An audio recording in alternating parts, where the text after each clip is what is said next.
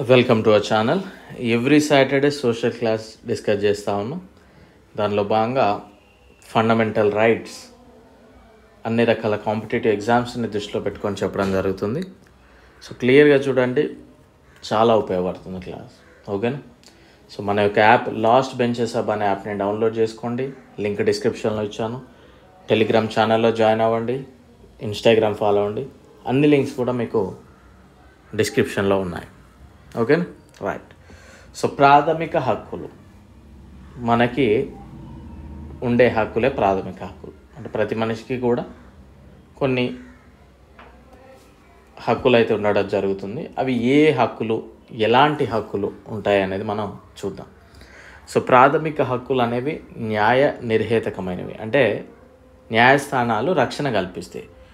మనకి ఏదైనా ఒక హక్కుకి భంగం కలిగినప్పుడు మనం న్యాయస్థానాన్ని అప్రోచ్ అవ్వచ్చు. అందుకే ప్రాథమిక హక్కులు అనేది న్యాయ నిర్హేతకమైనవి.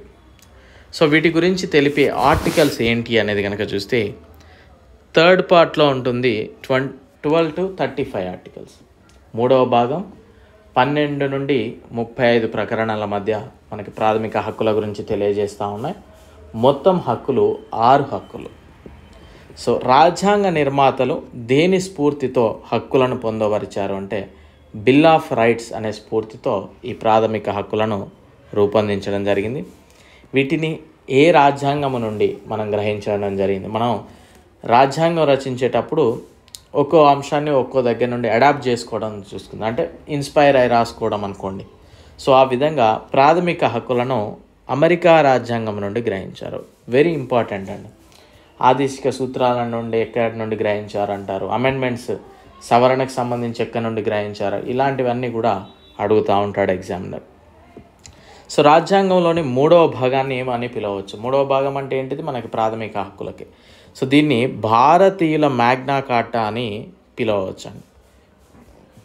ఈ ప్రాథమిక హక్కులు ఎవరెవరికి వర్తిస్తాయి కనుక చూస్తే కొన్ని ప్రాథమిక హక్కులకు భారత పౌరులకు వర్తిస్తాయి, ఇండియన్ సిటిజన్స్కి. మరికొన్ని భారత పౌరులకు మరియు విదేశీయులకు కూడా వర్తించడం జరుగుతుంది.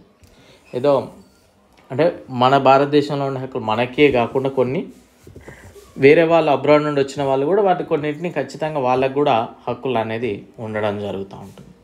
సో పౌరుల ప్రాథమిక హక్కుల గురించి మొట్టమొదటి లిఖిత పత్రం, రిటర్న్ లెటర్ ఏది అంటే మ్యాగ్నా కార్టా. అందుకే మనం దీన్ని భారతీయ మ్యాగ్నా కార్టాతో పోల్చామని మనం డిస్కస్ చేసాక. ఇది 1250లో బ్యారన్స్ ఒత్తిడి కారణంగా దీన్ని తీసుకురావడం జరిగింది. ఇది కూడా ఒక హక్కుల టైపే. ప్రాథమిక హక్కులు ఎన్ని, అవి ఏవి? మొత్తం మౌలిక రాజ్యాంగంలో అంటే రాజ్యాంగం రచించినప్పుడు 7 ప్రాథమిక హక్కులు ఉండేవి. అందులో కనుక చూస్తే ఇప్పుడు చూద్దాం. సమానత్వపు హక్కు ఆర్టికల్ నెంబర్ 14 to 18, స్వేచ్ఛా హక్కు 19 to 22, పీడన నిరోధన హక్కు 23 to 24, మత స్వేచ్ఛ హక్కు 25 to 28, సాంస్కృతిక విద్యా హక్కు 29 to 30, ఆస్తి హక్కు 31, రాజ్యాంగ పరిరక్షణ హక్కు 32. సో మొత్తం 7. సో మనం ఇంతసేపు ఫస్ట్ క్వశ్చన్లోనే చెప్పుకున్నాం 6 ఉన్నాయనుకున్నాం.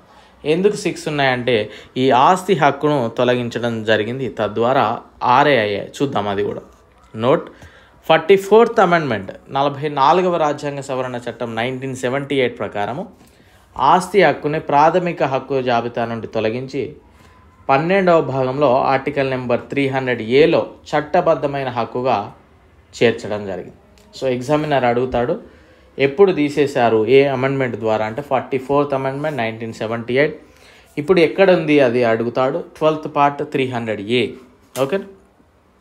సో నోట్ న్యాయ నిర్హేతకమైనవి అంటే వీటికి భంగం కలిగితే వ్యక్తులు వాటి అమలుకై న్యాయస్థానాలకి అప్రోచ్ అవ్వచ్చు. సుప్రీంకోర్టు ఈ హక్కులకి రక్షణ కలిగి ఉంది. అంటే మనకి ఏదైనా హక్కుకు భంగం కలిగితే మనం నేరుగా కూడా సుప్రీంకోర్టుని అప్రోచ్ అవ్వచ్చు. And next very important question ఇది కూడా. జాతీయ అత్యవసర పరిస్థితుల కాలం ఏ హక్కులు రద్దు కావు? ఎంత ఎమర్జెన్సీ ఉన్నా కానీ కొన్ని హక్కులు అయితే రద్దు కావు. అవి ఏంటి అంటే నేరస్తులకి రక్షణ. ఇప్పుడు ఎమర్జెన్సీ టైంలో నేరస్తులని కూడా అంటే మనకు శిక్ష పడే వాళ్ళకు కూడా రక్షణ కల్పించాల్సిన బాధ్యత ఉంది కదా. సో వాళ్ళకి రక్షణ. అదేవిధంగా ప్రాణమునకు వ్యక్తిగత స్వాతంత్రమునకు రక్షణ article 21. So article 20 and article 21 అనేది ఎమర్జెన్సీ టైంలో కూడా రద్దు కావు. అడుగుతాడు ఎగ్జామినర్, ఏ హక్కులు జాతీయ అత్యవసర పరిస్థితి కాలంలో రద్దు కావు? Article 20 and article 21. అండ్ ఆస్తి హక్కును ఏ సంవత్సరంలో తొలగించారు? 44th amendment 1978. ప్రజెంట్ వచ్చేసి 12th పార్ట్ 300Aలో.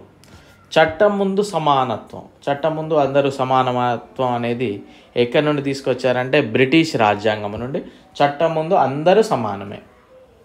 చట్టం వల్ల సమాన రక్షణ అనేది అమెరికా రాజ్యాంగం. చట్టం ఉంది కనుకనే మేము అందరు రక్షణ కల్పిస్తున్నాం అనేది అమెరికా రాజ్యాంగం తెలియజేస్తూ ఉంటుంది. చట్టం ముందు సమానత్వం అనేది బ్రిటిష్ రాజ్యాంగం తెలియజేస్తుంది. క్రిమీ లేయర్ని ఎప్పుడు ప్రవేశపెట్టారంటే 1993లో. అప్పట్లో 1 lakh ఉండేది, ఇప్పుడు ప్రజెంట్ 8 lakhsకి అట్లా మనకి ఎగ్జామ్ అప్లై చేసేటప్పుడు నాన్ క్రిమీ లేయర్ అని ఉంటుంది. మీరు అది చూడవచ్చు ఒకసారి. ఓబీసీలలో క్రిమీ లేయర్ని గుర్తించడానికి ఏ కమిటీని? రామ్ నందన్ కమిటీ 1993లో ఏర్పాటు చేశారు. జాతీయ పురస్కారాలను ఎప్పుడు ఏర్పాటు చేయడం జరిగింది? 1954లో ఏర్పాటు చేశారు ఈ పురస్కారాలు. 1977లో మొరార్జీ దేశాయ్ గారి పీరియడ్లో పెండింగ్ చేశారు, ఆపేశారు. 1980లో ఇందిరాగాంధీ మళ్ళీ పునః ప్రారంభం. అడుగుతాడు, జాతీయ పురస్కారాలని ఏ సంవత్సరంలో నిలిపివేశారు అంటే 1977లో. ఎవరు నిలిపివేశారు? Morarji Desai. And 6 to 14 years వయసు గల పిల్లలకి ఉచితంగా నిర్బంధంగా విద్యను నేర్పవాలను అని తెలిపే ఆర్టికల్ ఏది అంటే 21A ఆర్టికల్ అండి. ఉచిత నిర్బంధ విద్య ఆర్టికల్ 21A. ఇది 86th అమెండ్మెంట్ 2002లో చేర్చారు. అండ్ నెక్స్ట్ 6 to 14 years వారికి తండ్రి సంరక్షణకు విద్యార్జనకు అవకాశాలు కలిగించాలి. అంటే ఎవరైతే పిల్లలు ఉంటారో వారికి తండ్రి కానీ పేరెంట్స్ కానీ అదే సంరక్షణ అంటే గార్డియన్స్ ఖచ్చితంగా వాళ్ళకి చదవడానికి అవకాశాలు కల్పించాలి. ఇది 51A. ప్రాథమిక హక్కులను పరిరక్షించే హక్కు రాజ్యాంగ పరిహారపు హక్కు 32 ఆర్టికల్. దీన్ని రాజ్యాంగానికి ఆత్మ అని పిలుస్తారు. ఏంటి అంటే ఇదేంటిది అంటే పర్టికులర్గా ఆ హక్కులు ఏవైతే ఉన్నాయో వాటన్నిటినీ రక్షించడానికి కూడా ఓ హక్కు, అదే రాజ్యాంగ పరిహారపు హక్కు. ఓకేనా? రిట్స్ జారీ చేసే పద్ధతిని ఎక్కడి నుండి గ్రహించారు అంటే ఇంగ్లీష్లో దీన్ని ప్రిరాగేటివ్ రిట్స్ అని పిలుస్తాం. రిట్స్ అనగా ఏంటి? సో వెరీ ఇంపార్టెంట్ అండి. ABS corpus, mandamus, prohibition, certiorari, కోవారెంట్. ఇవి వెరీ ఇంపార్టెంట్ అండి writs. High court article number 32 supreme court 32 article ప్రకారం సుప్రీంకోర్టు రిట్స్ జారీ చేస్తుంది. హైకోర్టు 226 ప్రకారము హైకోర్టు రిట్స్ జారీ చేస్తుంది. ఎగ్జామినర్ ఎన్నోసార్లు అడిగాడు ఈ క్వశ్చన్, మళ్ళీ గుర్తుపెట్టుకోండి. సుప్రీంకోర్టు ఆర్టికల్ 32 ప్రకారం రిట్స్ జారీ చేస్తుంది. హైకోర్టు ఆర్టికల్ 226 ప్రకారం రిట్స్ జారీ చేస్తూ ఉంటుంది. రిట్స్ మనకి ఇక్కడ హెబియస్ కార్పస్. హెబియస్ కార్పస్ అంటే ఏంటి అని అడిగే అవకాశం ఉంటుంది. To have the body out, నేరస్తుల్ని హాజరుపరచాలి. ఎవరైనా మిస్సింగ్ అయినప్పుడు ఖచ్చితంగా ఏదైనా డౌట్ ఉండి అవపడట్లేడు అనుకోండి, మనం హేబియస్ కార్పస్ పిటిషన్ వేయచ్చు. అప్పుడు ఏం చేస్తా అంటే కోర్టు పోలీసులని వార్న్ చేస్తుంది, ఖచ్చితంగా ఆ పర్సన్ ఎక్కడ ఉన్నా కానీ తీసుకురండి అని. ఇది habeas corpus petition. And mandamus command government employees, ప్రభుత్వ ఉద్యోగులు ఎవరైతే ఉన్నారో వారు పర్టికులర్ అంటే మంచి పర్ఫెక్ట్గా వర్క్ చేయండి అని ఆర్డర్ చేయడానికి ఇది మాండమస్. అండ్ ప్రొహిబిషన్ అంటే వాళ్ళ యొక్క నిధులను మీరు నిర్వర్తించండి, ఎందుకు అలసత్వం వహిస్తూ ఉన్నారు అని అంటారు కదా, సో అది అన్నట్టు ఇది ప్రొహిబిషన్. ఈ చిన్న చిన్న కోర్ట్స్ని కొద్దిగా కమాండ్ చేయడానికి. సెర్షియోరరీ కేసుని ట్రాన్స్ఫర్ చేసుకోవడానికి. కోవారెంట్ చట్టబద్ధత లేకుండా అంటే ఇల్లీగల్గా పదవిని ఎవరైనా స్వీకరిస్తే వాళ్ళ మీద కోవారెంట్ ఇష్యూ చేస్తూ ఉంటారు, ఇట్లాంటివి. So army act, navy act, air force act అనేది 1950లో వచ్చింది. భారత రాజ్యాంగాన్ని ప్యారడైజ్ ఆఫ్ లాయర్స్ అని ఎవరన్నారు అంటే ఐవర్ జెన్నింగ్స్. సైనిక శాసనం అమల్లో ఉన్న ప్రాంతంలో ప్రాథమిక హక్కులపై ఆంక్షలు ఉంటాయి. సైనిక పాలన అంటే ఎన్నో ఆర్టికల్ అంటే ఆర్టికల్ 34. డబుల్ జియోపాడీ అనగా ఏంటి? వెరీ ఇంపార్టెంట్ ఇది కూడా. ఏ వ్యక్తిని కూడా ఒకటే నేరానికి ఒక క్రైమ్కి ఒకటే శిక్ష విధించాలి, ఒక క్రైమ్కి మల్టిపుల్ శిక్షలు అనేది విధించవద్దు. అండ్ ప్రివెంట్ డిటెన్షన్ ముందస్తు నిర్బంధము ఆర్టికల్ 22.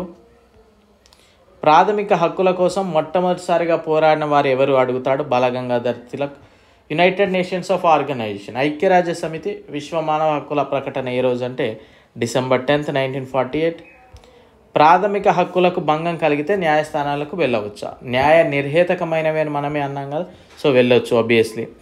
ఆర్టికల్ 32 ప్రకారం సుప్రీంకోర్టు రిట్స్ జారీ చేస్తుంది, ఆర్టికల్ 226 ప్రకారం హైకోర్టు. ఈ విధంగా అండ్ కొన్ని ఇంపార్టెంట్ ఆర్టికల్ చూద్దాం. చట్టం ముందు సమానత్వం వెరీ ఇంపార్టెంట్ అండి. 14 మీకు ఇంపార్టెంట్గా చెప్తా ఉన్నాను, ప్రాపర్గా చదవండి, సపోర్ట్ చేయడానికి ప్రయత్నం చేయండి. ఓకే. సో ఆర్టికల్ 15 మతము జాతి కులము ఆధారంగా వివక్ష చూపకపోవడం. 16 ప్రభుత్వ ఉద్యోగాలలో సమాన అవకాశాలు. 17 అంటరానితనం రద్దు. 18 బిరుదుల రద్దు. 19 భావాలను వ్యక్తపరిచే హక్కు, దట్ ఈజ్ వాక్ స్వాతంత్రపు హక్కు. 20 నేరస్తులకు రక్షణ. 21 ప్రాణం మరియు స్వేచ్ఛకు రక్షణ. 21A ప్రాథమిక విద్యా హక్కు. 22 ముందస్తు నిర్బంధము. 23 మనుష్యుల క్రయ విక్రయాలు మరియు వెట్టి చాకరీ నిషేధించడం. 24 కర్మాగారాలలో బాలలచే ఉద్యోగం చేయించడం నిషిద్ధం. 25 స్వేచ్ఛగా తనకు నచ్చిన మతాన్ని అనుసరించడం, ప్రచారం చేసుకోవడం. 32 సుప్రీంకోర్టు రిట్లను జారీ చేస్తూ ఉంది అండ్ రాజ్యాంగ పరిహారపు హక్కు. 34 సైనిక పాలన. సో ఈ విధంగా మనల్ని పర్టికులర్ లెసన్లో అడిగే అవకాశం ఉంటుంది. సో చాలా క్లియర్గా మనకి ఏం అవసరమో అది దృష్టిలో పెట్టుకొని చెప్తున్నాను. సో ఫోకస్ చేయండి. Thank you.